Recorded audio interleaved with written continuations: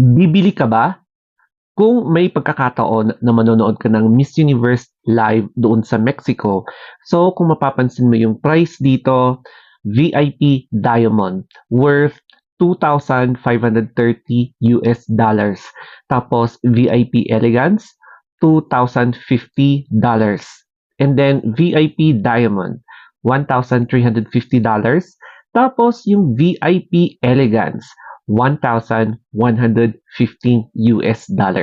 So kapag i-convert mo yun sa pesos, siguro yung if ever yung exchange rate natin is 56 or 57, siguro hindi kukulang-kulang na 50K yung gagastusin mo dito sa $1,000, and then aabot ka ng 100,000 pesos kapag gagastos ka talaga ng 2,000 worth ng ticket price para manood lang ng live sa Miss Universe.